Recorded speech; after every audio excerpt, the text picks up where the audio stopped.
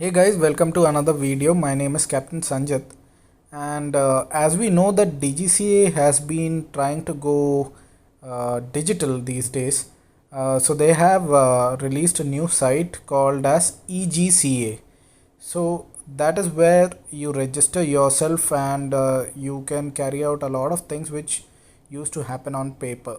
So these days also it also has to happen on paper, but again there's a online portal for this. For example, for pilot registration, for an FTO registration, license and medical records updation. Then if you want to apply for your medicals, you want to apply for your renewals, for all these things, if you look at this is the manuals, so you can get an idea of see again your class 2 renewals, to get a medical NOC, again to fill up your e-logbook. They also provide an e-logbook, and again conversion of CPL, extension, instrument rating, and all these things happen online these days. Again, if you see renewal of your license, so all these things, there are these manuals which also help you out in how to do it. But yeah, EGCA is for all this purpose, and this video is to show you how to register yourself onto this portal. So here we go, guys.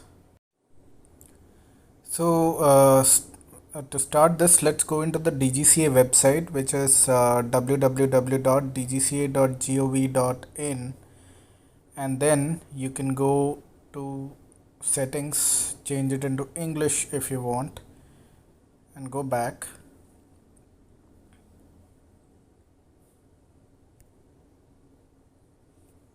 Alright, so the site opens up again. Now you can, on the right upper corner, you can see EGCA login, so you can go into that. Now you'll see EGCA login. If you have already credentials, you can start logging in, but otherwise you can go for the sign up option on the right. So you'll find this. So they'll ask for the kind of user type you are. So there's pilot, medical examiner, flying training organization, chief ground instructor, etc, etc. There are a lot of options. So I'm choosing pilot, and just in case you need more information about anything, you can always find the user manual below this. So let's submit for pilot. Now the next page comes in. It asks you, are you already a pilot? So just to show you, I'll click no and then proceed to step 2. It will then ask for a lot of your details, like your first name, middle name, last name, gender, etc, etc, and you keep going, all the address and everything. Now if you proceed to step 3, which is email ID, mobile number and validation, it also asks for your mark sheet and stuff. So keep your mark sheet, photograph, signature all in soft copy ready. So like when I'm filling the previous one, which is if you are already a pilot, when I go yes, it asks for my PMR number. But in case your PMR number is 1-123, you can just put 0 ahead of it and fill up the whole thing. Like for example, in this case, so mine is 11366-2009 L2, so I just add the 0 to add the whole thing. So I'll proceed to step 2. It says PMR is valid, and then I go ahead. Now I'll fill up all these details. It is like it puts in my name, I selected my gender, nationality, and all is already there. In your case, you'll have to fill it up. Because in my case my PMR is already there, they already have details about me. Half of my form is already filled up. I'm filling up my blood group.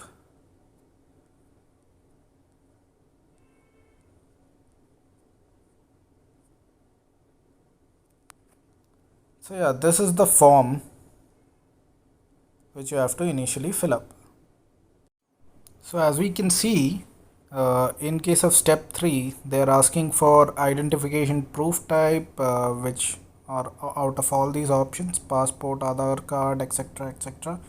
So I'm choosing Aadhaar card and I'll be filling up all the details. Then it's asking for ID proof. It's asking for a photograph.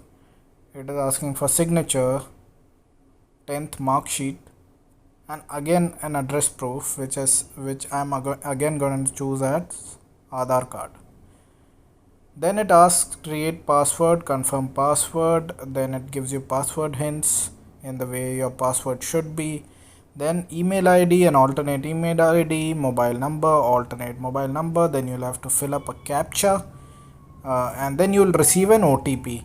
Now you'll receive an OTP on both your mobile and email ID, which you have to fill up, and then you have to provide your consent to verify your Aadhaar and identification of address, and then also another consent that you declare that all the statements are true. Now date of declaration is pre-filled up, and then we'll submit the application. So let me fill this up and then we will submit the applications and see what happens. So I've filled up the form, uploaded everything, entered the OTPs. I've given the consent in both cases. Now I'm going to submit my application. So let's see what happens.